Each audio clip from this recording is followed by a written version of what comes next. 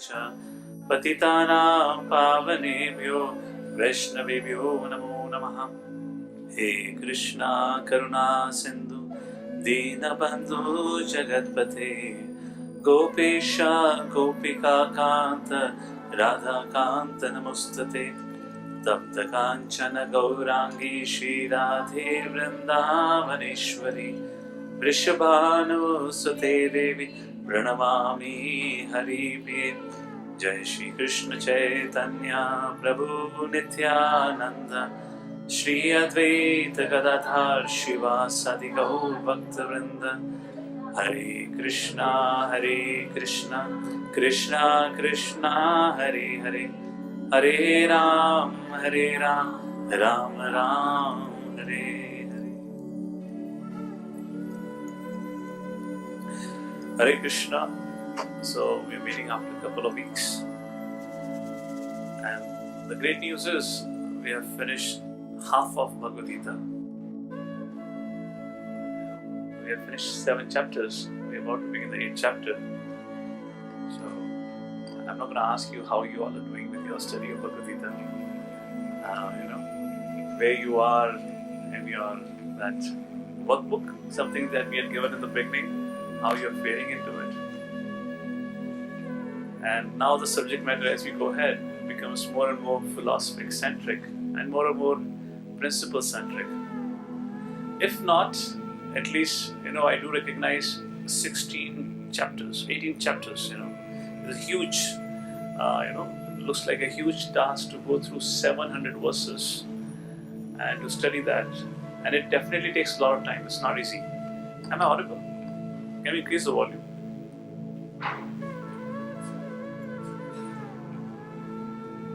So, yeah. And in case if you're not able to keep up with what we are discussing every week, then after a while you kind of feel disinterested in what Bhagavad Gita is discussing about. How many of you agree? It's difficult to cope up. For example, if you're not able to cope up with what we are discussing every week, and for some reason, let's say you missed out a class. If not missed out a class, you're not able to go back and refer yourself, and then you come for the next week, suddenly you feel like, what's going on? There's too much philosophy, there's too many concepts, or maybe we are discussing too fast.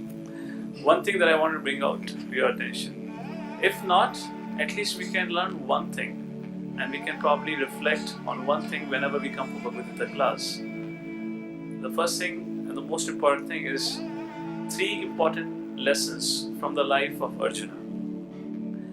Now all of us know when Arjuna came to the battlefield, he got confused, he was bewildered what he should do. And maybe the context of the situation may differ for each one of us. The matter of fact is, all of us have certain other degrees of problems. When we are faced with it, we become very confused about what should we do. Yes? And it could be in different contexts, whatnot. But how to deal with it, the approach is same. Somebody doing something there?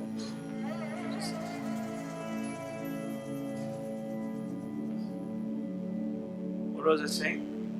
Yeah, so problems may differ, but the way to approach it is more or less similar. So there is a 3-step or 3 keys from the life of Arjuna that I would urge all of you, whenever you come each time, you can reflect on it, so that at least, at the end of the whole study of Bhagavad Gita, one thing that we have learned, at least that one particular message is good enough.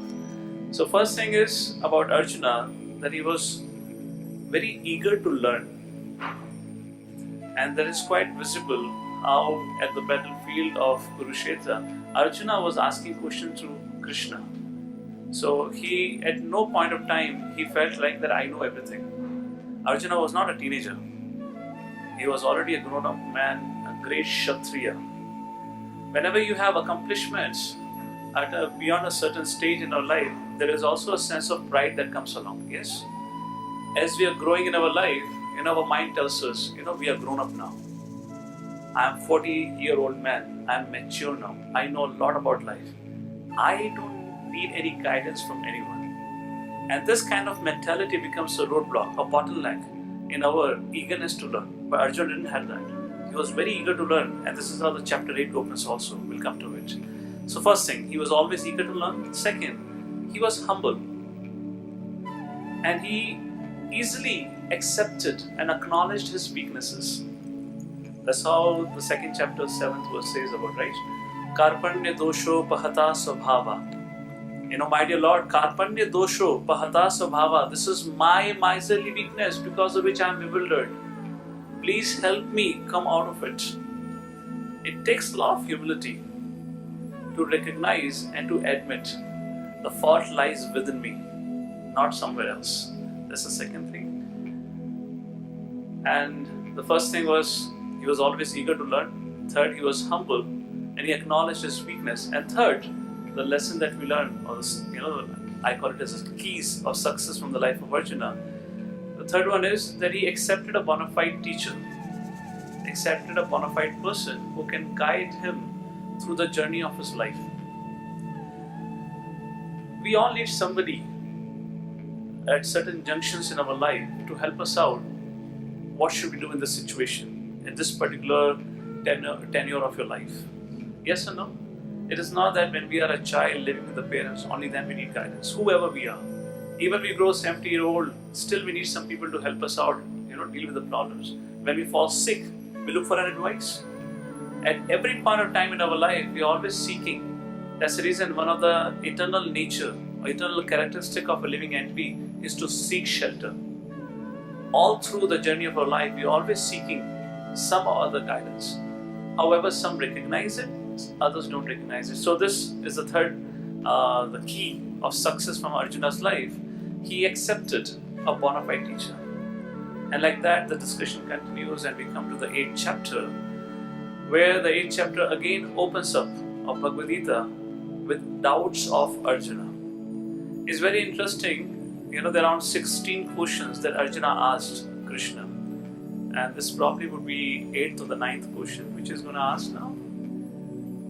No point of time, Krishna discouraged Arjuna from asking a question. Rather, Krishna encouraged Arjuna, ask whatever you want to ask. But I have a request that whatever I tell you, you hear attentively and you contemplate diligently on whatever I say. And reflect on it and then decide what you want to do about your life.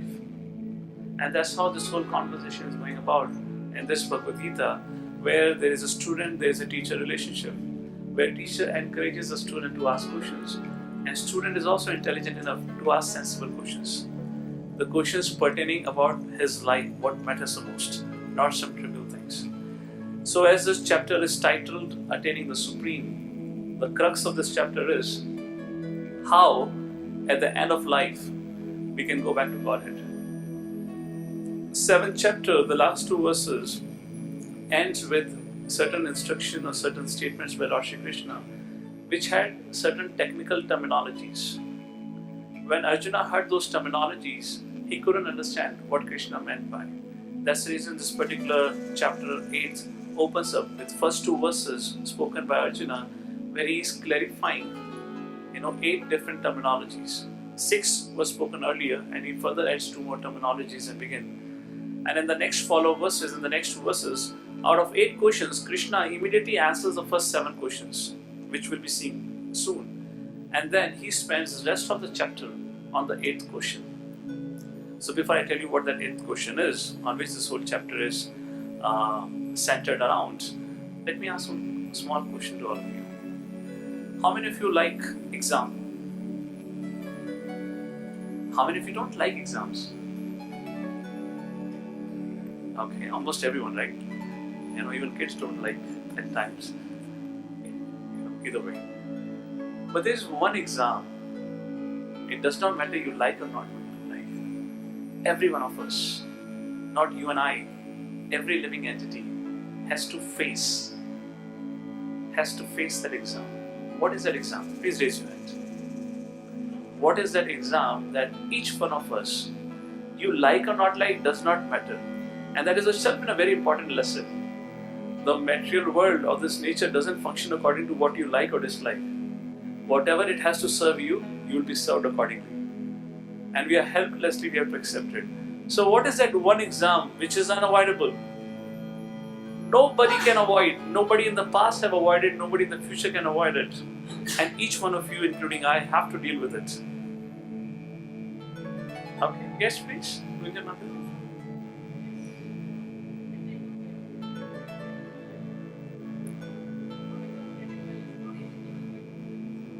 Okay, so what is that exam called as? Yes, someone? Yes. That exam is called as death. All of us have to face it. You know, mothers are pretty intelligent. Generally, when the exam period is coming, they'll tell their kids, don't watch TV. Don't play too much. Agreed? Don't engage in frivolous talks. Means, useless talk which wastes your time. Sleep early. Get up early. Because you can study more. All mothers agree upon it. And what else? Eat healthy and things like that. Well, matter of fact is, the idea of all those instructions that mothers convey to the child is so that he can do better in the exam. Well, that's what Bhagavad Gita is also doing, and that's what this chapter is going to tell you.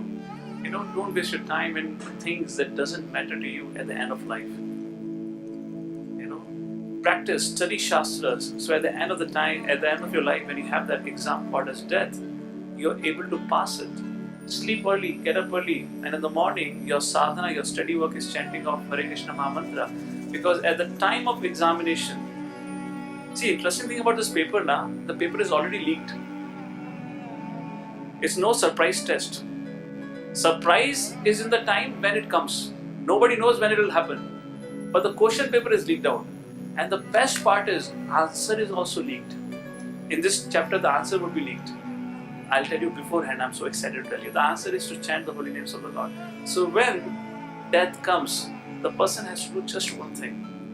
Somehow, if he can chant the holy names of the Lord, if he can remember the Lord, which is the aim of chanting the holy names of the Lord, if he can remember the Lord, then we pass the exam. And if you are not able to remember the Lord, we fail. How many of you think it's pretty simple, bro? You just have to chant now. Why you are telling us to chant from now on? We'll chant when it comes. One Hare Krishna Mahamantra done. Why perform all this trouble now? I mean, of course, it's an austerity, isn't it? This is the easiest exam because the solution is so easy. How many of you agree it's very easy? We can easily remember the Lord at the end of our life. Nobody agrees. Then you're willing to follow, right? Whatever Krishna says in this chapter. How many of you want to pass?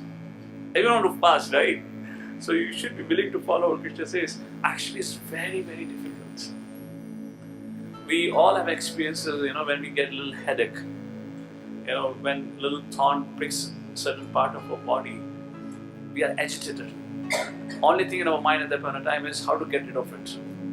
Imagine what would be the pain at the end of, when we are facing death, which is very troublesome, very miserable. So this subject matter of death, when we discuss about it, suddenly people become a little uneasy about it. Yes? Have you noticed? आपने अभी कभी अपने घर पे गलती से, when you're growing up, kids would randomly sing some random songs. By chance आप गलती से घर पे चलते चलते राम नाम सत्य बोल दो, तो याद है ना क्या होगा? घर वाले बोलेंगे तौबा तौबा क्या कह रहा है? ये ऐसे शब्द क्यों बोल रहा है अभी? You should not speak like this. And subject matter of death in that sense is considered a taboo to talk about it. I mean, it's strange. Why fear talking about it? I'll give you a simple analogy.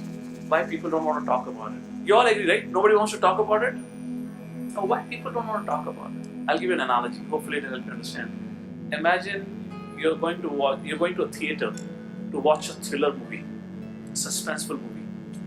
Now, as far as what my memory of the theater goes is, you have two doors. One is the entry, one is the exit. Common to the same passage, right? So imagine you're just about to make an entry into the theater through the entry gate, and your friend comes out from the exit gate, and he looks at you. Hey, you're here for the movie, and he comes and hugs you. What an incredible movie! What a thriller! Let me just tell you what all happened in the movie. What are you gonna say? Hey, wait a second! Don't spoil my movie. Yes or no?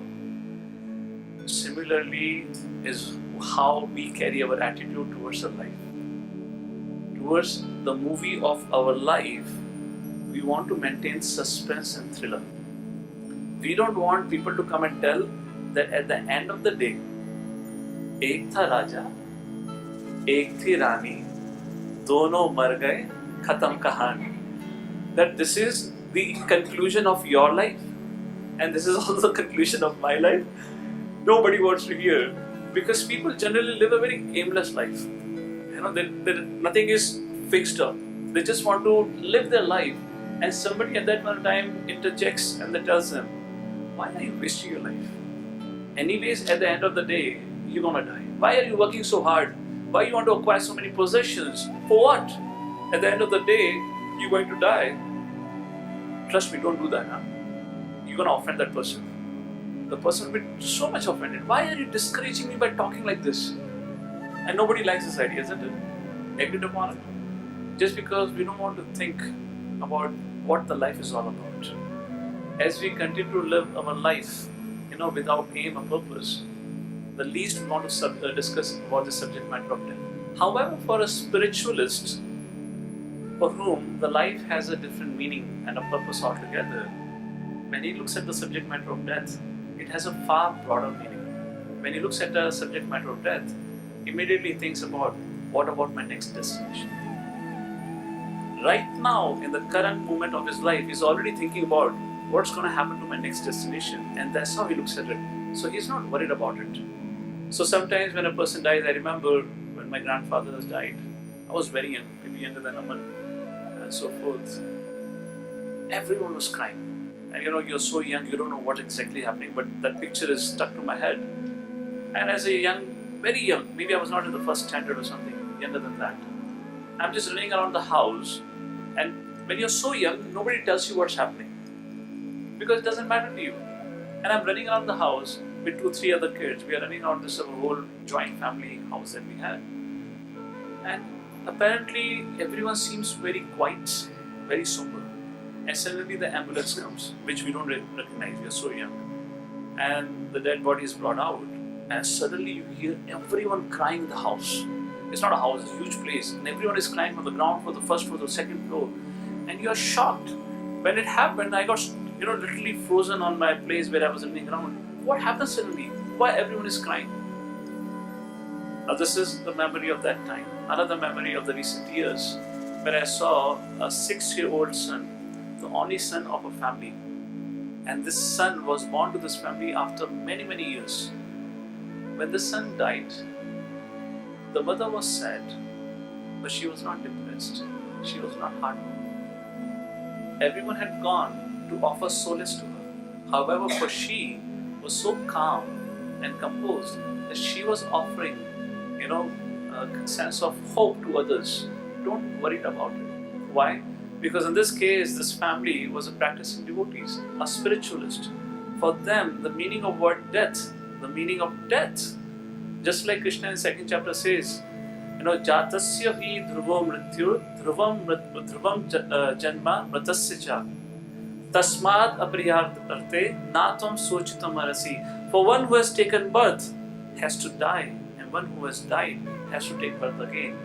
What is there to lament for? Just like sunshine, a sunrise. When we have a sunrise, as a matter of fact, there has to be a sunset. And when there is a sunset, there has to be a sunrise. Why do you lament? That's how Krishna teaches right in the beginning of the 2nd chapter. For this family who had the only son, that too after many, many years, and there was no potential of having any other child in the future, when she lost her only child, yet she was not disturbed. You see a altogether difference in the consciousness. And this is what Krishna is saying through this chapter. How you live your life, what kind of thoughts you cultivate, the aggregate of those thoughts will form your consciousness at the end of life. At that point of time, the kind of consciousness you carry, those kind of thoughts will come to you. And according to that thought, yam yam vapi smaran bhavam taya jate ante kalevaram, you will attain to the next destination. And for that reason, this particular chapter offers a great science. If you look across different religions, let's say Judaism, Islam, Christianity, Catholic, or Hinduism for that reason, every religion has a different outlook towards death. In some religious practices, in certain traditions, death is seen to be as the end of life. So most of the Abrahamic traditions, for them, there's only one life. It's not hard and fast, there are a little bit differences, but for majority, there's one life. And when a person dies, if before dying, he repents for his mistakes and he accepts God, according to whichever religion he's associated with, then he goes back to heaven to live with the God. But if he doesn't accept God, if he doesn't repent, then he's casted into hellish planets forever. When it comes to Hinduism, there is a clear understanding of Vedic culture. There is reincarnation. When we talk about reincarnation, obviously a question arises, are there any evidences for it? And most of us have, attended Discover Yourself course. We have seen, documented cases of reincarnation. In case some of you have come for the first time, you can just Google it out. There are hundreds of scientific journals discussing various case studies of past life memories and case studies of reincarnation. And like this chapter focuses on one of the most important subject matter, death, which is an unavoidable exam. And we all have to deal it. And the sum and bonum of this chapter ahead is, how do you prepare for that exam? One is through the yogic practice, and second is through Bhakti Marg. And Krishna says the Bhakti Marg is easy, because that helps you easily remember me at the end of life. To give you an example, this is a real case study of Mr. Prakash, who lived in Los Angeles. His wife had got connected to devotees, and she had become quite favorable and had taken up to Krishna conscious culture. This family was a Shaivite, and husband was more or less atheistic, but he was fine. But he was not enthusiastic about the spiritual culture and practice. One day the unfortunate thing or the fortunate thing happened. His time for exam came, the final exam. And he got a heart attack or something like that, and he was admitted to a hospital. So his wife, who was known to the temple president, she called up the temple president of Los Angeles and said, so and so thing has happened, kindly pray for my husband. And she requested the temple president, can you please come and chant for my husband? Can you please spend some time, read Bhagavad Gita and so forth? So the temple president started spending some time with him. And what had happened in this course of time, the person, that Mr. Prakash, has recovered from whatever had happened, but had gone into a coma now. So he was into a state of coma. And here the temple president of Los Angeles temple would sit and chant Hare Krishna Mahamantra for him for some time, would recite Bhagavad Gita. Like that, couple of days passed by. Suddenly the wife of this, the husband who was admitted in a hospital, she called up the temple president and she said, Prabhuji, you have to come immediately. And the temple president, what happened? Prabhuji, my husband has come out of coma and he doesn't want to talk to anyone. He just wants to talk to you. And the temple president was very surprised. जब जिंदा था तब तो बात करी नहीं. When he was doing, when he was healthy, in a good to-do situation, he never talked to me. Now he's in a hospital. I mean, thought comes, what happened? Why is he calling for me? He doesn't want to talk to his wife. He doesn't want to talk to anyone. The wife says, he just want to talk to you. Please come. So he said, okay, I'll come. Temple president went there, met him, and he said, Prabhuji, the person who has come out of the coma is saying, I have to tell you something, I have to confess something to you. He said, what happened? Prabhuji, 4 times they came. And the wife was standing behind, the family was standing. They said, alright, we didn't come 4 times, we came many times. You were in coma. We came many times. So he said, no, I am talking about you. Prabhuji, 4 times they came. And the doctor and the medical staff was standing there. So they said, oh yeah, we acknowledge, because literally 4 times you were on the brink of losing your life. We literally saved you 4 times. So yeah, he said, no, I'm not talking about you. Again he said, Prabhuji, believe me, 4 times they came. So he's not able to understand what happened. So this devotee thought, I don't know what he's speaking about. So he just made a guess. Are you seeing Vishnu Dutas came? He said, no, Prabhuji. Very scary looking people came. And each time they came, I said, don't take me. I don't know anything. I'm fully dependent on Krishna's mercy. First time they came and I said, please leave me. I'm fully dependent on Krishna's mercy. They left me. Second time they came, again they were about to take me. Again I told them, please leave me. I'm fully dependent on Krishna's mercy. Again they left. Third time they came. Again I told them, please don't take me. I'm fully dependent on Krishna's mercy. Third time they left. Fourth time they did not come. Oh, who came? Fourth time the good one came. The Vishnu Dutas came. So Prabhu couldn't understand who he's talking about. What happened the fourth time? He said, Prabhuji, when the fourth time the Vishnu Dutas came, the bad ones also came. The Yamdutas also came. And when Yamdutas saw the Vishnu Dutas told Yamdutas, this is under our care. And Yamdutas said, okay sir, if this is the case, we will not disturb him. And he went away. And the Yamdutas went away. And Prabhuji said, what's next? Prabhuji, I want to dedicate my life now. I want to become 100% devotee. Enough is enough. And this is a real life story, of facing an exam and what happens. Now for him, God knows what kind of consciousness he had and what not. But just an example what scriptures talk about. At the end of life, Yamdutas come and they drag your body. This whole Garud Purana and so forth is a fact. Generally we call it to be mythology and we discard it. And recently there had been lot of discussion about it in the media also. Because some scientist in South India, he said, the science given in our scriptures is a fact and so forth. So there was a lot of uproar about it. How can you consider mythology to be a science? It's an insult to a science. Like that, we'll take a look ahead on this subject matter of death, as which is spoken by Krishna. To begin with, we'll give a quick acronym for this chapter. An appropriate acronym titled as DEAD, where D stands for doubt from verse number 1 to 4. E stands for end of life from 5th verse up to 8th. And A and D we'll see next week, so I'll discuss then about it. D for doubt. So as we said, here Arjuna asked about 8 questions in verse number 1 and 2. Can anyone read out the questions here? What is Brahman? What is Adhyatma? What is Karma? What is Adhibhuta? What is the Adhidaiva? Who is Adhiyagya? Where, whoever he is, does he preside? How can those engaged in devotional service know Krishna at the time of death? So these are the 8 questions which are asked. This is given in the first and second verse. I just simplified it. Let's quickly take a look at the answers. By the way, this is just a knowledge component.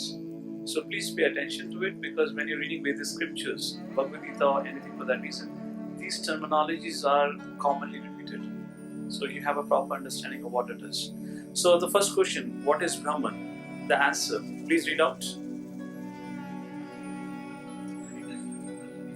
Which refers to Jivatma, the soul. That refers to Brahman. Whenever the Shastra talks about Brahman, that is the meaning of it. What is Adhyatma?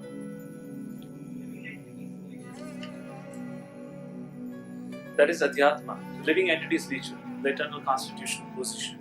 What is Karma?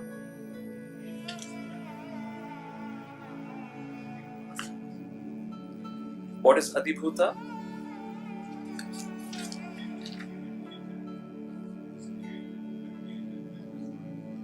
So, the material creation around us, that is Adhibhuta. These are technical terms.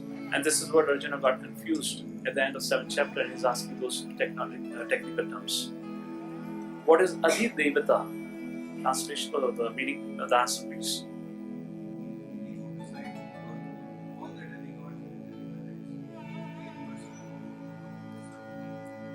So the Lord of the demigods, Adhidevata, that's the meaning of it. Generally, when you perform sacrifices, the result of sacrifice is offered to Indra and Vishnu. In that context, this question becomes important. Who is Adhidevata? Who is the actual proprietor or the enjoyer of the sacrifices? And earlier in one of the chapters, Bhoktaram Yagnatapasam Sarva Loka Maheshwaram, Lord Shri Krishna already said, I am the original enjoyer of all sacrifices. What is Adhiyagya?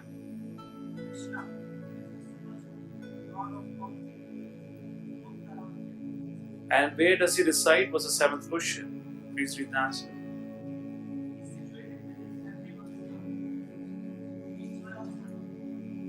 Yeah.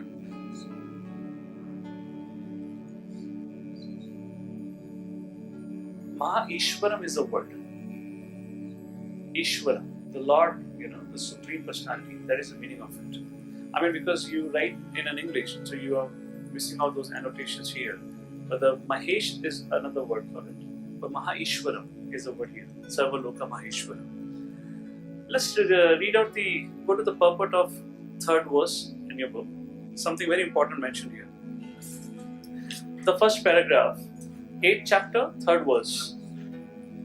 You'll see the 6th line, in material consciousness.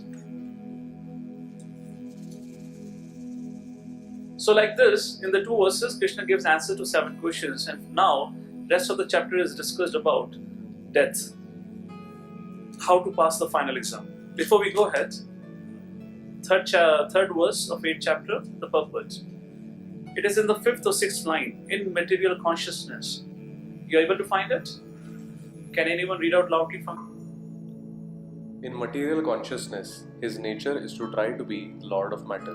But in spiritual consciousness, Krishna consciousness, his position is to serve the Supreme. See, at the end of life, if our consciousness is material, we have to take birth again. That's the idea. And if we are able to change the consciousness from material to spiritual, which means where we are eager to serve. What is material consciousness represented by? Where we want to lord, where we want to be the enjoyer, where we want everyone to serve us. And what is the spiritual consciousness? Where we want to serve the Supreme Personality of Godhead, serve everyone. That's material to spiritual consciousness. Go ahead. When the living entity is in material consciousness, he has to take on various bodies in the material world, that is called karma or varied creation by the force of material consciousness. So next paragraph talks about what is karma. Please read out. In Vedic literature, the living entity is called Jivatma and Brahman, but he is never called Parabrahman. So there is a word called Brahman and there is a word called Parabrahman. Parabrahman refers to the absolute truth. If you hear to Srila Prabhupada's lectures or even read his, the books, you will never see Srila Prabhupada addressing Krishna as God. Srila Prabhupada was categorically addressed Krishna always as the absolute truth or the Supreme Personality of Godhead, which means the original, which means complete in himself. There's no beginning and no end for him. This idea. Please go ahead. Therefore, he is called the Supreme Lord's marginal energy. According to his identification with material or spiritual nature, he receives a material or spiritual body. In material nature, he may take a body from any of the 84 lakh species of life, but in spiritual nature, he has only one body. In material nature, he is manifested sometimes as a man, demigod, animal, beast, bird, etc. according to his karma. So the another definition of karma is actions performed under the purview of time, which means under the control of time. So when it comes to material world, whatever we do here classifies into a karma. Now, an extension of this idea is that time exists only in the material world. There are 5 subject matters of Bhagavad Gita: Ishwar, Jiva, Kal, Prakriti and Karma. Out of these 5 subject matters, what is eternal? Or what are eternal and what are temporary things? Ishwar is eternal. Jiva is eternal. What else is eternal? Okay, Kal is eternal. What else? Karma is not eternal. That's what you have to understand. No, 5 subject matter is not that. Prakriti. Prakriti is always existing. In this creation, Prakriti is always existing. The Kal is always existing, whereas karma is one temporary thing, and that's where Krishna spends a lot of time. How you engage yourself according to that, you get a result. Either it's called as a pious karma, sinful karma, or you may perform a karma where you may be engaged just as you were engaged until yesterday, but now you don't get any reactions for it. So we have the opportunity to change our karmic reactions, or to model it on. That's the idea. Please read ahead. To attain material heavenly planets and enjoy their facilities, he sometimes performs sacrifices, yajna. But when his merit is exhausted, he returns to earth again in the form of a man. This process is called karma.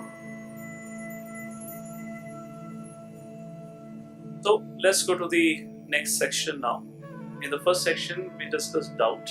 where 8 questions were asked, out of which 7 questions were answered. And the last question, how can one attain to the supreme destination at the end of one's life, it becomes a subject matter for the rest of the chapter now. So the concept, again, as I said in the beginning, the idea of this section is your thoughts, what kind of thoughts you have cultivated. Thoughts depends on the activities which you engage yourself in. The kind of thoughts you cultivate, that is how your consciousness is developed at the end of life. And accordingly, at the end of life, what you have done in the past, you will remember according to that information. So Krishna says, change those thoughts, change your activities, so that at the end of life, if you want to come back to Godhead, you are able to remember. Now, is it possible to remember or not? We'll see that. So, how to attain Krishna? A very famous verse. 8.5 Antakale cha mameva Smaran muktva kalevaram Ya prayati samadbhavam Yati nashti atra samshaya. Translation. You have to pay attention to one particular word here. Yah prayati samad bhavam. What is bhava?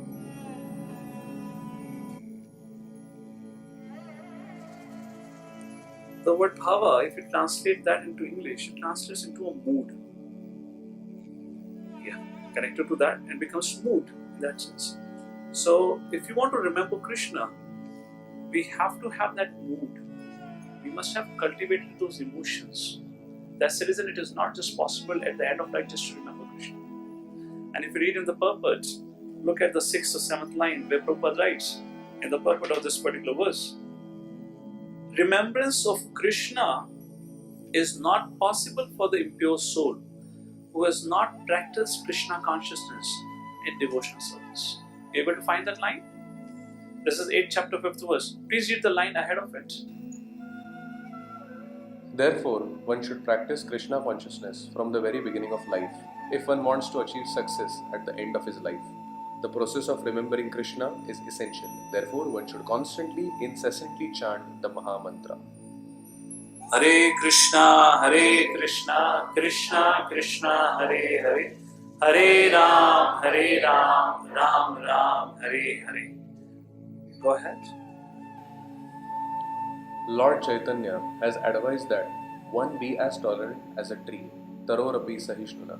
There may be so many impediments for a person who is chanting Hare Krishna. Nonetheless, tolerating all these impediments, one should continue to chant Hare Krishna, Krishna Krishna, Hare Hare, Hare Ram, Ram Ram, Hare Hare. And this is the main subject of this discussion here. If you see, the kind of association we keep, as they say, association is contagious. The kind of person we become. When we associate directly with the Supreme Personality of Godhead, who is Shuddha, the original, the purest of all, when we associate with Him, the Shastra says the names of the Lord are not different than the Lord.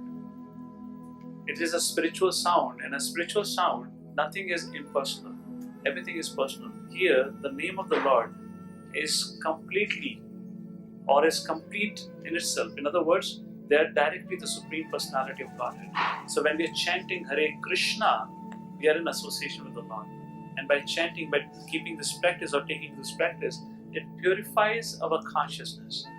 And I'm pretty sure if I have to ask a question into this forum, or you can evaluate for yourself, how do you feel about if you have been chanting Hare Krishna for a year or so, that there has been a considerable change in our desires? What used to be very important, very relevant for us earlier, it seems very trivial.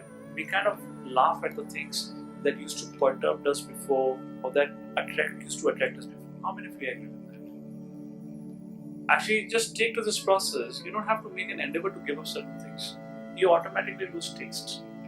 Now, how you can automatically lose taste for certain things? As a simple example, somebody has gone to play a football in a rainy season and he's covered by the mud.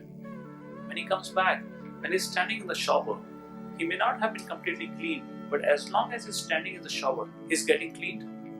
So we may not be completely pure at this point of time, but because we are chanting Hare Krishna Mahamantra, we are getting pure. According to Ye Yathamam Prabhadante Tam Sateva Bhajamiham. According to our sincerity, with what sincerity and eagerness we approach the Lord, with that degree we are getting purified. And because we are getting purified, there's a lot of change in our desires. There's a lot of changes in our likings and dislikings. Ask for yourself, a year before, or 2 years before, or 3 years before, or a couple of years before, would you have ever thought that you'll be spending Sunday evening like this? Is it? Yes or no? I mean, on Sunday evening, coming and sitting on the ground for an hour or two and listening to somebody maybe who doesn't make any sense, but still spending your Sunday evening is a big accomplishment. It's a big progress in one sense. It's just because of you have taken to the spiritual process. Hare Krishna. So let's go to text number 6 here. Now Krishna said in the 5th verse how to attain me. In the text 6, Krishna speaks about the general principle. Yam yam vapi smaran bhavam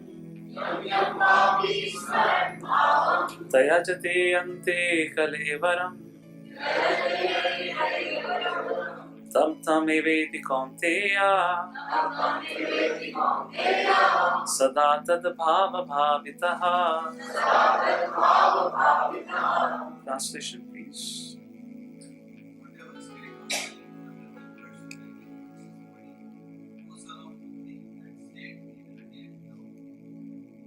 So this idea, as I was giving an analogy in the beginning, just like mothers are very intelligent, they tell their kids, don't play too much, don't watch movies, don't sleep late in the night, don't waste your time, study hard so that you can pass with good result. Similarly, Krishna is saying here, if you want to cultivate spiritual consciousness, follow 4 regulative principles. Don't waste your time going out watching movies and watching TV and so forth. Open Bhagavad Gita, read Bhagavad Gita. Don't talk about unnecessary subject matter with others, in which we waste our time and consciousness. Hear more, chant more, so that at the end, that end is a surprise. Huh? When we say at the end, we think, abhi to bahut samay pada hai, abhi to bahut mauka milega hame. But that end, we don't know when it's going to come to us. So at that time, our consciousness has been transformed from material consciousness to spiritual consciousness. So once again, this verse says, at the end of life, yam yam vapi smaran bhavam tayajate ante kalevaram. And if you see the last line, sada tat bhava bhavita. Second time Krishna is repeating about bhava, mood. Now you understand why it is difficult to remember Lord. Unless we have worked, unless we have cultivated that emotions, those mood of building a loving relationship with the Lord, it just doesn't happen. To give you an example, some of you might have heard from me before. It's worth sharing it again. It's a story of a person who was born in 1950 in UK, if I remember correctly. I believe Luxembourg, not UK. By the name David. Don't get me wrong, but I believe that was the name which I remember. Later on, when he grew up, when he became 22-year-old, he came across Hare Krishna devotees. He read Srila Prabhupada's Bhagavad Gita and he became inspired and he started practicing Krishna conscious culture. Soon after taking to Krishna conscious life, a day came when he got initiated. Srila Prabhupada was personally not present, so he got initiated through mail or something like that. And the next day was the yajna, which completes the ceremony of initiation. And the next day he is going to a different temple where the yajna is supposed to happen. However, on the way, when he was traveling along with another friend of his, somehow this friend, another devotee friend who was driving the car, slept off on the wheels when he was driving. गाड़ी चलाते चलाते वो सो गया और उसी बीच में जैसे ही उस व्यक्ति की आग लगी, the car had a head-on collision, with the side में जो pavements होते हैं, and went there and it got rolled over. Everyone survived except for this one person, David. Just yesterday he got initiated as Raghav Das Brahmachari. And on the spot, this young boy who was only 22-year-old, he died. He had severe injuries in his skull, in his abdomen, and different parts of the body, and he bleeded and he died. A very sad day. A devotee somebody was taken to devotional service and so forth. When Prabhupada got to know, Prabhupada offered his prayers and prayed that may Lord allow him to, get a better destination so he can practice Krishna conscious life. 3 years later, in London, a family, a Gujarati family, gives a birth to a baby girl. I don't remember what was her name earlier. In 1975 in London. Now, coincidentally, this Ragadas Brahmachari was on the way to London, where on the way he met accident. So, a girl is born in one particular house in 1975. She's growing up as a normal girl. 1990, somewhere around when she was in her teenage years, in her school, a day came when the school ended and she was going back. And suddenly a drunkard came from nowhere and he attacked her. Uske upar kood kar, he started beating her. And he had a baseball bat with him and he started, banging on her head. Smashing her. He was drunk. He didn't know what he's doing. And this young girl, not knowing anything, and she's crying, asking for help. Nobody came. And she fell on the ground unconscious. Somehow she was saved from that, the trauma. She came back to her routine life. However, something changed for her since then. She started having some, certain kinds of dreams which began to happen to her. Dreams like she's meeting an accident. While in the night she is sleeping, immediately she'll get up, shaking up, all sweating, where she would see herself in a dream meeting a car accident. She would see herself once in a while in a saffron robes, dancing somewhere which she doesn't recognize. She would see her, dreams of a brahmachari, shaven-headed person, engaging in different activity which was not known to her. Couple of years later, things went by. 3-4 years later on, she came across Hare Krishna devotees on the street, Sankirtan party, where for the first time she met devotees in her life. She collected some of Srila Prabhupada's books, started reading it, liked the philosophy. Anyway, she was going through a lot of trauma. She decided to go to Radha Landaneshwar, London Temple. London Temple mein jati hai, she sees the deity. Before she sees the deity, when she entered the temple, there, every temple of ISKCON had Prabhupada deity. She saw Prabhupada deity. And when she saw Prabhupada deity, now this is a whole memoir written by her. Maybe later in the day I can send it to you for your perusal. She says, when I saw Prabhupada, I felt like, I've just seen my father. As if he's my eternal father. As if I know this person very closely. Now, who was Prabhupada?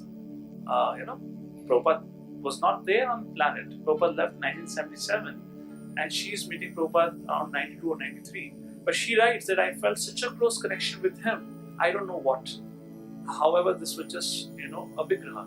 I couldn't have spoken to him. She went to darshan and she started attending programs, she got connected, so forth. However, her nightmares didn't stop.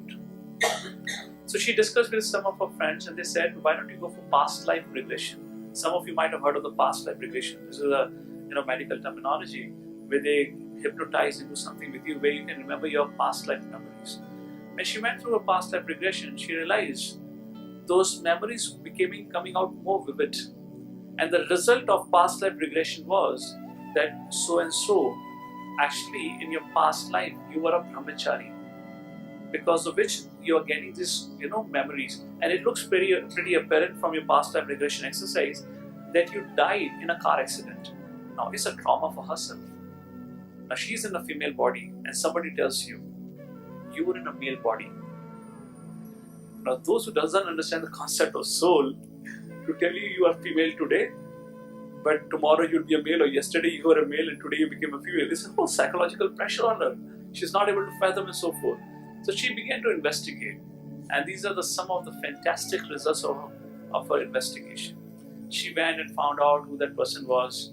Ragadas Brahmachari in 1972, so and so place he had a car accident. She did a thorough research for years, and she came across a post-mortem report of that Ragadas Brahmachari. And these are the medical facts she's stating. She said the post-mortem report mentioned clearly that when the patient was brought, he was already dead, and he had certain places in the body where there were severe injuries. One was in the skull, other was in the abdomen and different parts of the body.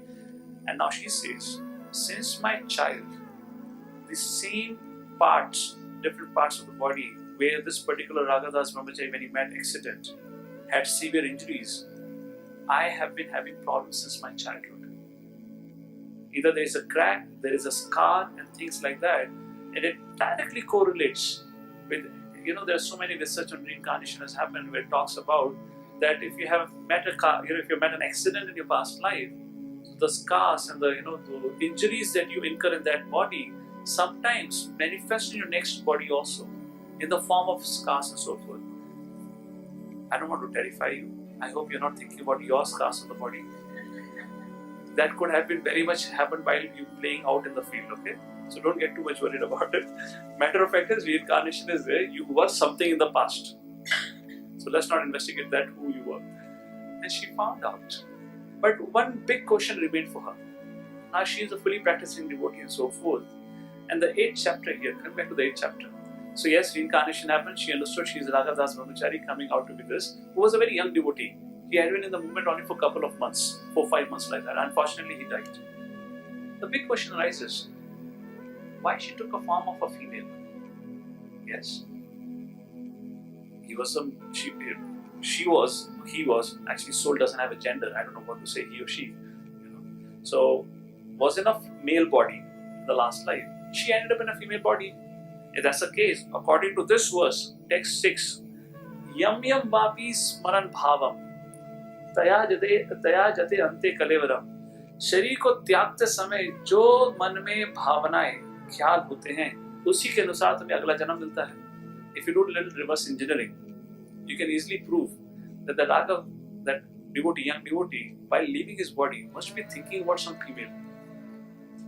Yes, that's the reason he got a female body in the next life. So she began to think, why? And just the will of providence is such that during the course of her research, she came across devotees who were very well connected with the young devotee, Raghadas, the young man who left his body. And some of the devotees said, actually, there was another lady, the mother in the ashram, who, they were very closely connected. So that mother said, actually, this boy has recently joined our temple. However, there was an Indian lady staying next to our temple. And she was a Gujarati lady, of course. She would come to the temple, and this young boy, whenever he would see her, he would get very much disturbed. And he had told me that he likes her, but he, doesn't want to do it because now, for the first time in his life, he's doing something good. He doesn't want to get involved into all this. He was just 4-5 months old in the spiritual culture and spiritual practice. So, of course, it's a big, like, oh, really? And the obvious answer was that, this boy really liked her a lot. And it is quite apparent that when he died, he was mostly thinking about her. So she began to think, well, it would be nice if I can meet her. And the will of providence was such, one day she got to know the address of this lady. It was in a different city in UK.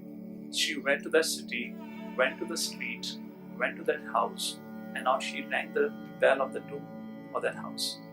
And the door opened. And as soon as the door opened, this lady, whose name is Ratnavali now, she fainted. She got shock of her life.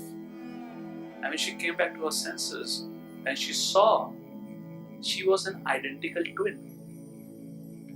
The lady who opened the door was exactly a look-alike of her. Of course, there was an age difference. There was a considerable age difference, maybe around 20-25 years age. She couldn't believe. She brought her, because this Ratnavali was in a shock, not she. Of course, she was also surprised to see a look-alike. And how many of you seen? I have seen many look-alikes. Have you seen? Quite few. You see that. Now, don't make some speculations about it, why we are look-alike to each other, whatnot. And that's a fact. And she saw, she fainted, she was brought inside, and they began to speak, and she asked about Raghav, this young boy. And she said, yes, I knew of him, very sorry that he died early and so forth. And can you imagine what an embarrassment for this lady now? To be where you have a very clear realization that I'm not the body. Very clear realization. Scripture says the day you get realization that you're not the body but a spirit soul, the very first feeling that you get is of an utter embarrassment. What am I doing in this? In this pitiable condition, what am I doing? I've wasted so many years, so many lifetimes. And this is what she writes, was her experience. Because now, It's a very embarrassing thing. Now she can't tell who she is. She didn't tell anything about who she is. Who she is, she's Raghav. How can she tell I'm Raghav? Because she fainted. If she tells her that she is Raghav, she would faint now. At least she knows the practicing devotee. She knows what's the science of Bhagavad Gita and so forth. Science of spirituality. I don't know about her. That's not mentioned much about her. She would faint. Get trauma, further trauma. And she realized it was such an embarrassing situation. And the beautiful story continues on like this, and she's serving with a firm determination and fixity. Just like you have a story of Bharat Maharaj from Srimad Bhagavatam. It's very a sorry state of affairs when people look at the history, the great history of our world, and they call it as to be fictional. And we discard it with no merit, with no understanding of it. What happened with Bharat Maharaj? He got attached to a deer, and when he was leaving his body, he was remembering deer. And what happened next? In the next life, he became a deer. And like that, life went ahead. So there are many, many examples like that. Is example of reincarnation that we discussed. So whatever, reincarnation case studies, if you investigate. So as I said, death is a subject matter which many religions talk about it. But actually hardly anyone has an understanding what death is. Because primarily majority of the modern day religions consider this life to be a single life. At the end of life, if you accept God exists, and if you're willing to accept Him, you go to heaven, or else you are sent to hellish condition of life forever. That is not Vedic science or Vedic cultural understanding. It's just like sunset, followed by a sunrise, followed by a sunset. It's a cyclic thing. And to break it, to come out of the cycle, to come out of the embarrassment of being put into this body, Krishna says, Antakale chamam smaran muktva. Remember me and come out of the cycle of birth, death, old age and disease. Very interestingly, when Arjuna heard this, he became very excited. He said, "Wow, अच्छा, तो युद्ध करने की तो जरूरत ही नहीं है. अब काम धंधा करने की क्या आवश्यकता है? भाई एग्जाम तो आएगा, काम करो ना करो, टैक्स भरो ना भरो, एग्जाम तो फिर भी करना पड़ेगा. तो मैं क्यों रिस्क लूं?" So Arjuna was thinking that at a time, and this is called as, the key verse of Bhagavad Gita. In fact, the most crucial verse of Bhagavad Gita, where Krishna says, "My dear Arjuna, while engaging into your occupational duty, remember me. And remember me always. Never think of giving up your duty." If time permits, I'll tell you what it means to me. Let's read out. Tasma sarveshu kaleshu Mamanusmara yudhyacha Maya arpita manobuddhe Mame vashyasi asamshaya.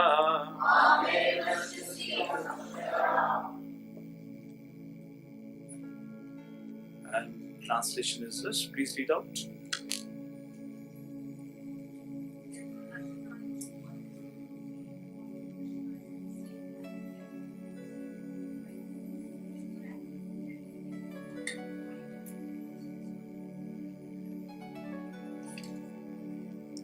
Let's go back to the verse again. Very interesting.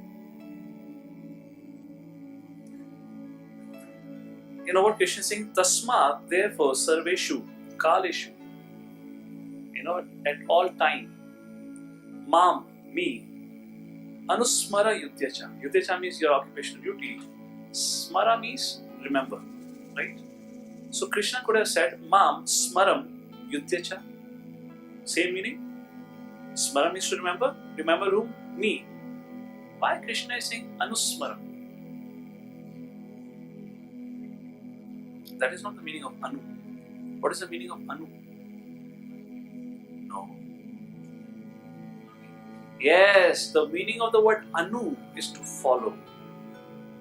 Anusmara, which means you remember me as the predecessor acharyas, the previous devotees. Remember me. In that process you remember. Do not create your own process. Do not create your own system. Just like, the parampara, our traditional spiritual practices. You chant Hare Krishna Mahamantra, wonderful. But that's not all it. we have to chant in the beats. That's the process. So many people say, oh no, when we chant on the beats, we don't like it, we don't do this and so forth. Well, actually, because this like and dislike is your enemy, which is a function of your mind. To cure you of this problem, Krishna says chant. Even by chanting, you bring your like and dislike. It's a failure, isn't it? It's not a success of the process, now. When you're taken to something, for example, you go to a doctor and he gives you a medicine and he gives you a schedule. At morning, you take this before breakfast, you take this medicine after breakfast, and these are your diet restrictions. Now, you don't go back at home and you say, no, I don't feel like eating this before breakfast. This I'll eat after breakfast. And this medicine, which is meant to be eaten after breakfast, I will eat before breakfast. Because I know best for me. Now, if you don't get cured, who to be blamed? The acid will begin to form in the body because something was meant for curing the acidity and whatnot. You reverse the equation. That's the whole idea. It's very interesting to pay attention to every single word Krishna says. Anusmara, Krishna spoke 5,000 years ago. Let us know. It doesn't matter when you get to know about my words, but follow what the parampara tells us. Follow the process. Don't invent. So many times, so many people, organizations are there, they have invented their own mantras. I don't want to recite those mantras here. Because one day one guru got a dream and some mantra he dreamt and he started doing it, chanting it. There's one famous organization in Maharashtra also who does that. And Srila Prabhupada, Bhaktisiddhanta and all acharyas were like, what is this? How can you do so? There has to be some authenticity. So that's the idea of Anusmara, follow. That's the reason I brought your attention. So let's look at the purport now. Very nice purports. 8th chapter, 7th verse. Please read out. This instruction to Arjuna is very important for all men engaged in material activities. The Lord does not say that one should give up his prescribed duties or engagements. One can continue them and at the same time think of Krishna by chanting Hare Krishna. This will free one from material contamination and engage the mind and intelligence in Krishna. By chanting Krishna's names, one will be transferred to the supreme planet Krishna Loka without a doubt. And this message is so important that Krishna repeats it twice. In the 8th verse, Krishna is saying the same thing again.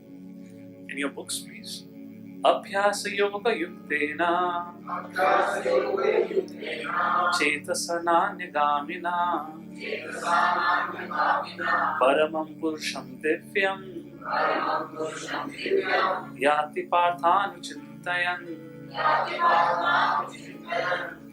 He who meditates on me as a supreme personality of Godhead, his mind constantly engaged in remembering me, undeviated from the path, he, O Parth, is sure to reach me. Please read the purport, very nice purport. First 4 or 5 lines, kindly read it. In this verse, Lord Krishna stresses the importance of remembering him. One's memory of Krishna is revived by chanting the Mahamantra Hare Krishna. By this practice of chanting and hearing the sound vibration of the Supreme Lord, one's ear, tongue and mind are engaged.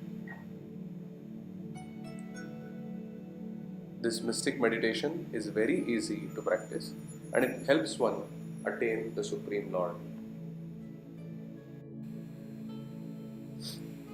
The devotee can constantly think of the object of worship, the Supreme Lord, in any of his features, Narayan, Krishna, Ram, etc. by chanting Hare Krishna. This practice will purify him and at the end of his life, due to his constant chanting, he will be transferred to the kingdom of God.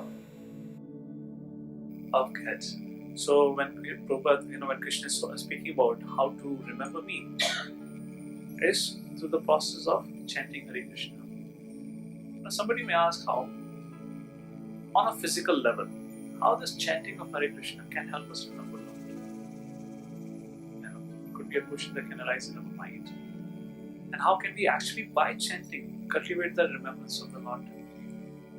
It's a simple thing. For example, let's say you're calling somebody. When you call that person, if you don't know anything about that person, it means nothing to you. But now if you have to call that person every day, you will better find out something about that person. Yes or no? कौन है वो जिसको मैं सुबह सुबह पुकारता हूँ 2-2 घंटे के लिए?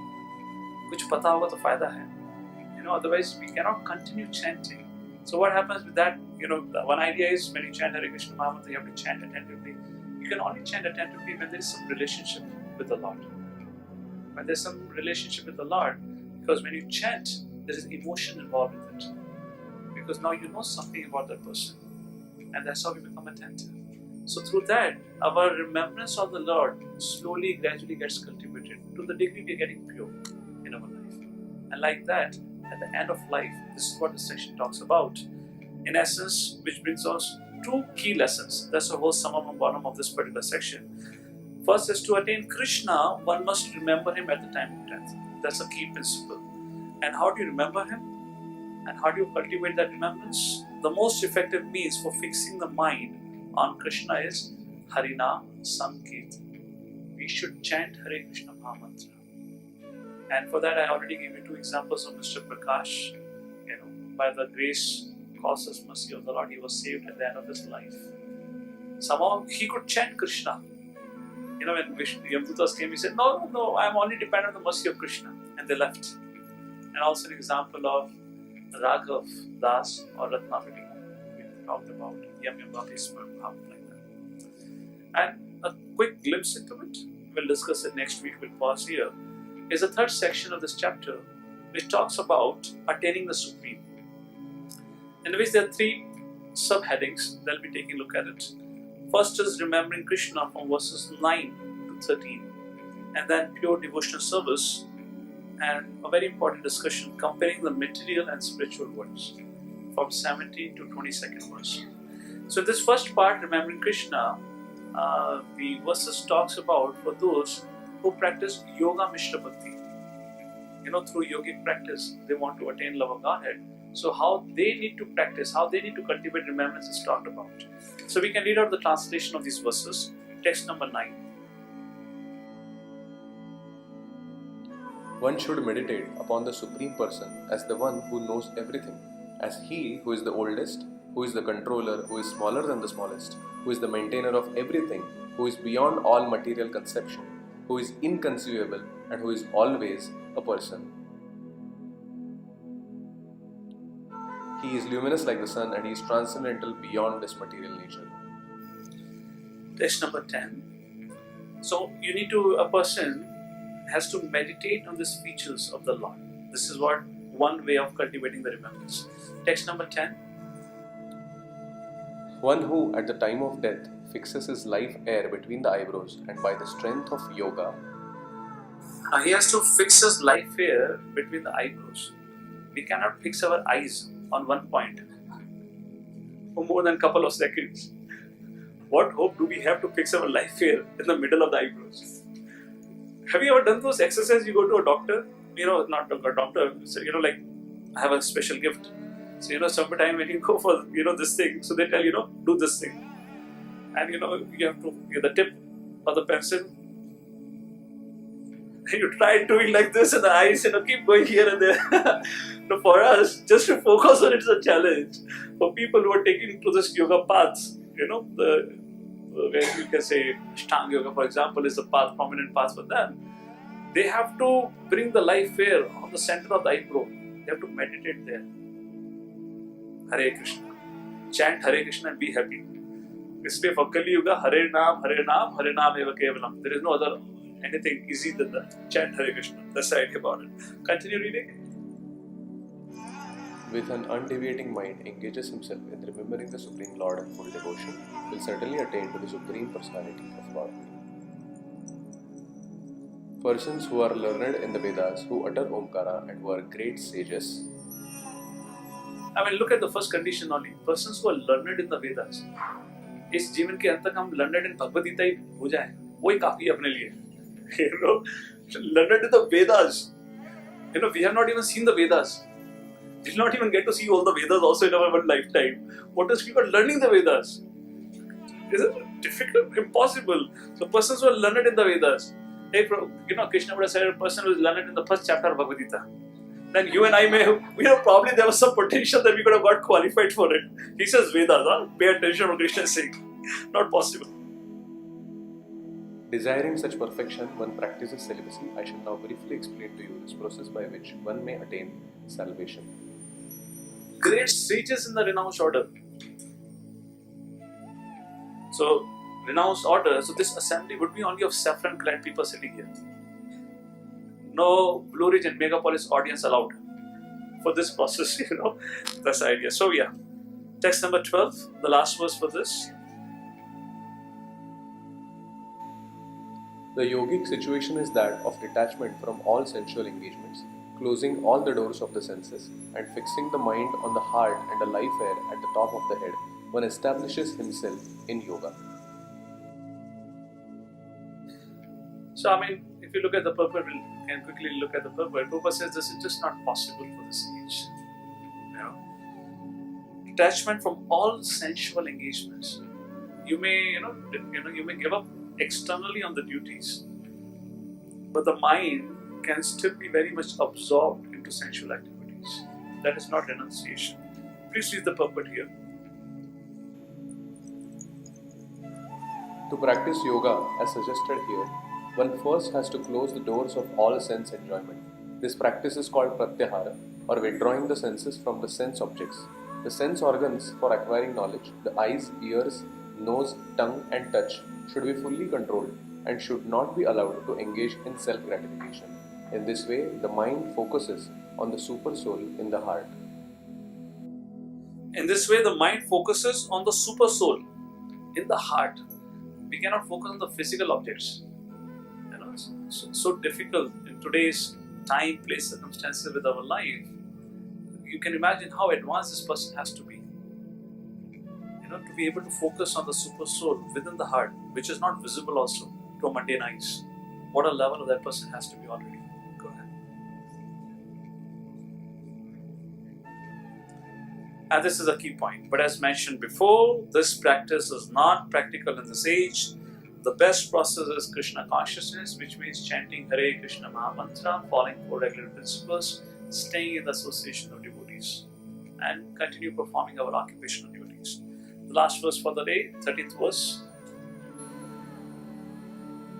After being situated in this yoga practice and vibrating the sacred syllabus Om, the supreme combination of letters, if one thinks of the Supreme Personality of Godhead and quits his body, he will certainly reach the spiritual planets. So somebody who has become so advanced doing all this thing, then at the end of his life he may go back to Godhead. And what is the process of Bhakti Yoga? Just chant Hare Krishna, cultivate Krishna consciousness in the association of devotees, which is mentioned here, how, when and with who. Then you can have a lot of opportunity to easily remember the Lord at the end of life. And that is what the next 3 verses speak about, which we'll discuss next week. The advantages of engaging in pure devotional service. Maybe we can recite this verse and close for today. Text number 14. Ananya cheta satatam yo mam smrati nityasa tasyaham sulabha partha nityayuktasya yoginaha. Very important word, nityayuktasya. This is where we need to pay attention. Please read out translation. For one who always remembers me without deviation, I am easy to obtain, O son of Pritha, because of his constant engagement in devotional service. So what we need to do, Krishna says, constantly engage yourself in devotional life. And fortunately for all of us, Srila Prabhupada created a system. Get up in the morning, chant, perform your individual spiritual practice, then have some have deity worship, then whatever you cook, offer bhoga to the Lord, perform your occupational duties. When you come back in the evening, have Gaurati at home. And before you go off to sleep, read certain scriptures, maybe Bhagavad Gita or Bhagavatam, and then go off to sleep. And whenever opportunity arises in the weekends, engage yourself in some preaching programs where you are able to share Krishna consciousness with others. And as much to degree we are able, we are thinking about how can I help others, how can I share this wisdom with others, to that degree, we'll be able to remember a lot. Because we're always thinking how to upgrade our service. What way we can further serve the Lord, further serve the devotees. And that's very easy, because what all we need to do is engage all our resources that we have, engage our physical body. We don't have to do some very difficult meditation and yoga postures, which may become difficult for us for our current time, place, circumstances. If you're working, continue working. And it's a very happy living. I'll just conclude with this last point. I was having a video call with some students, and they were asking me, Roji, you have been practicing for so long, what is the difference? So one thing that I told them, yes, I may be practicing for a long time. I may not be at the stage of utter purity, but whatever stage I have come, I'm very happy. And because I'm very happy, that itself is a sign that I have made enough progress. This is not about me. I don't want to make it individual. This is true for everyone in that context. Maybe we are not at that stage, but the idea is the process itself is very sublime. Srila Prabhupada would often say, if you take to this process, you by default becomes very happy. Because the people with whom you associate, they're so loving and caring. The food which you're going to honor now will be the best feast of the year. Because they cook with all their love and affection whole day today. And I really mean it now. There's a special feast today. So you get to eat the best of the food, best of the people you get to meet with, the best of the music you get to dance on. You get to visit the best of the places. The best of the sightsees you get to see. Just we went to Tirumala. What a trekking we did. Whole day trekking. Morning till evening we did trekking. I mean, when was the last time you slept at 2 o'clock in the night? We were so excited. I mean, I don't know why you're laughing. It was a will of providence that we had to stay up to stay awake until midnight or whatever. But when you get this opportunity, point is, we walked whole day. Our day started at 4 o'clock in the morning. Yes, maybe for mothers and somebody, it could have started at 3 o'clock in the morning, and we went to sleep after 2 o'clock in the night. And I was there with all of them. Nobody had a complaint on their face. Kahan lekar aa kitna thaka diya. 6 घंटे line में खड़ा करा दर्शन के लिए. अब बाहर निकल के 1 बजे रात को बाहर खड़े होकर ठंड में कांप रहे हैं. हमारा रूम मैनेजमेंट चल रहा है. कौन कौन से रूम में जाकर सोएगा? We had a whole crisis going on there. Imagine if you would have gone on a trip, let's say to some hill station, Nainital, whatnot, and this would have happened to you. How would you have dealt that time? Yes or no? Completely angry. इतना खर्चा करके आए यहाँ पर, ये जानने के लिए कि रात को 2 बजे मेरे पे कमरा भी है सोने को. I mean, I don't know if they didn't show their anger because I was there or not. Maybe Gaurav Prabhu can tell more about it. But at least in front of me, they were all happy. They were smiling. So I took it for granted that they're happy. So that's the idea of saying, just the process. Wherever we are in the process, we are so happy. Even though we may have so much anarthas within us. The idea is take on to the process. Do not get discouraged because your situation is such and such. Don't give it up on any opportunity of association. The moment you give up because of some lame or random excuses of your mind, you're again becoming victim of your mind. I have this many responsibility, I have this many things to do. But actually you don't know when this yatra or this forum becomes the last forum for you. Because when would be that last exam? We don't know. So always take opportunity of any and every association. Thank you all for your kind attention. Any clarification, any question on anything? Yes. Be humble. Trinad, api, sunichena. And the blade of grass. In context, be humble. As I said, if you don't remember anything of Bhagavad Gita, remember 3 things. Arjuna was very eager to learn. Adapt yourself to that eagerness. Be always eager to learn. Second, he was humble because he was willing to acknowledge his faults, weaknesses. And third, he took shelter of a bona fide teacher. If you don't get anything out of complete Bhagavad Gita, just get these 3 things. If we can cultivate these 3 things in our life, we'll be way happy in our whatever situation of life we are. All right, Srila Prabhupada ki, Srimad Bhagavad Gita ki.